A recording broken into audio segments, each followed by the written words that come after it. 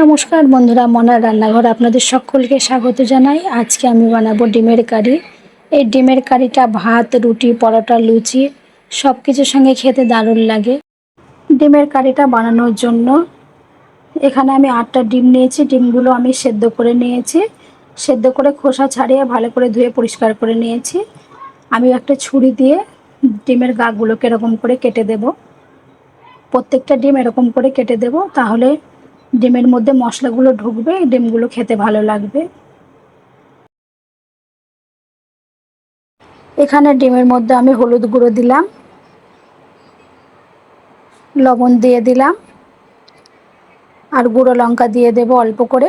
ভালো করে ডিমেরগুলো মশলাগুলো ডিমের গায়ে সব মাখিয়ে নেব।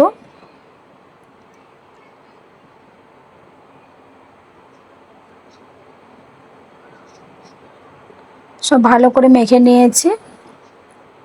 এখানে আমি কড়া বসিয়ে দিয়েছি, কড়াই গরম হয়ে গেছে। কড়াই আমি তেল দিয়ে দিলাম, সর্ষে তেল দিলাম। আমি সর্ষে তেলে রান্নাটা করব।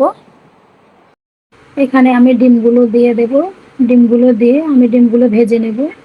এখানে ডিমগুলোকে আমি খুব ভাজবো না, ডিমগুলোকে একটু হালকা করে ভেজে নেব।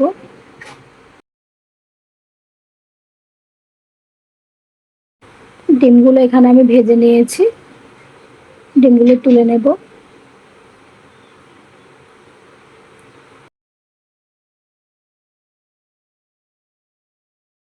ওই কড়াইয়ের তেলের মধ্যে আমি আর একটু তেল দিয়ে দিলাম। তেলটা গরম হয়ে গেছে। এখানে একটা শুকনো লঙ্কা দিয়ে দিলাম, একটা তেজপাতা দিয়ে দিলাম। এখানে আমি গোটা গরম মশলা দিয়ে দিলাম, 2টো এলাচ, একটা লবঙ্গ, একটা দারচিনি ছোট, আর অল্প গোটা জিরে দিয়ে দিলাম। ফোড়নটাকে ভালো করে ভেজে নিয়ে এখানে একটা বড় সাইজের পেঁয়াজ আমি ছোট ছোট করে কুচিয়ে নিয়েছিলাম, পেঁয়াজগুলোকে দিয়ে দিলাম। পেঁয়াজগুলোকে দিয়ে ভালো করে আমি একটু লাল লাল করে ভেজে নেব।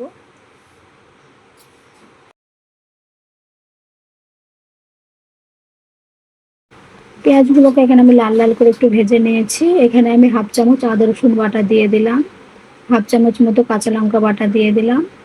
মশলাগুলোকে একটু আমি ভালো করে কষিয়ে নেব নেড়ে চেড়ে।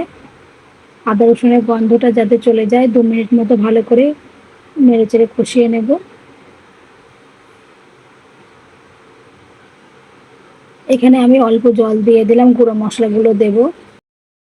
এখানে আমি 1/2 চামচ মতো হলুদ গুঁড়ো দিয়ে দিলাম, 1/2 চামচ মতো জিরে গুঁড়ো দিয়ে দিলাম, ধনে গুঁড়ো দিয়ে দিলাম 1/2 চামচের একটু কম, গুঁড়ো লঙ্কাও দিয়ে দিলাম অল্প করে 1/2 চামচের একটু কম।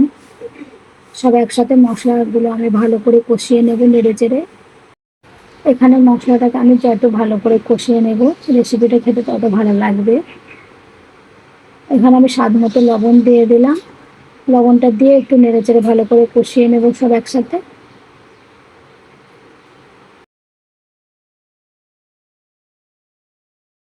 এখানে মশলাটাকে আমি সুন্দরভাবে কষিয়ে নিয়েছি, মশলা থেকে তেল ছেড়ে দিয়েছে। এই পর্যায়ে এখানে ডিমগুলো আমি সব দিয়ে দেব। ডিমগুলোকে মশলার সাথে একটু নেড়ে চেড়ে নেব ভালো করে।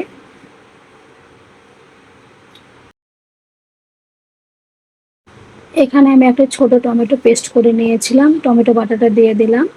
টমেটো বাটাটাকে দিয়ে আর একটু নেড়ে চেড়ে আমি ডিমের সাথে একটু কষিয়ে নেব অল্প করে। এখানে মিক্সার জারটা ধুয়ে আমি একটু জল দিয়ে দিলাম। এই ডিমের রেসিপিটা আপনাদের কাছে যদি ভালো লেগে থাকে একটু লাইক করে দেবেন। এই পর্যায়ে এখানে আমি একটু টক দই ফেটিয়ে নিয়েছিলাম, টক দই দিয়ে দিলাম একটু। টক দইটা দিয়ে একটু নাড়াচাড়া করে নেব ভালো করে। এখানে গ্যাসের আঁচটাকে আমি কমিয়ে দিয়েছি, দিয়ে একটু কষিয়ে নিচ্ছি ডিমগুলোকে মশলার সাথে। আমার এই চ্যানেলে যারা নতুন আছে, যদি চ্যানেলটি সাবস্ক্রাইব না করে থাকেন অবশ্যই করে আমার চ্যানেলটি সাবস্ক্রাইব করে দেবেন এবং পাশে থাকা বেল আইকনটি প্রেস করে দেবেন। আমি যখন কোনো নতুন ভিডিও ছাড়বো সর্বপ্রথম আপনাদের কাছে নোটিফিকেশন চলে যাবে। এখানে আমি জল দিয়ে দিলাম, জলের পরিমাণটা এখানে আমি কমই দিয়েছি কারণ এখানে কোনো ঝোল থাকবে না। এখানে ঝোলটা আমার ফুটে গেছে, আমি 5 মিনিটের জন্য ঢাকা চাপা দিয়ে দেব। ঢাকাটা আমি খুলে নিয়েছি।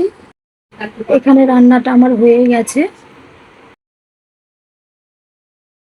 এখানে আমি একটু মিষ্টি দিয়ে দেব, মিষ্টি বলতে আমি একটু কদানা চিনি দিয়ে দেব স্বাদটাকে ব্যালেন্স করার জন্য। একটু নেড়েচেড়ে আমি মিশিয়ে দেব। এখানে গরম মশলা গুঁড়ো দিয়ে দিলাম অল্প, আর ঘি দিয়ে দিলাম অল্প একটু। এসব একসাথে ভালো করে নেড়ে মিশিয়ে দেব।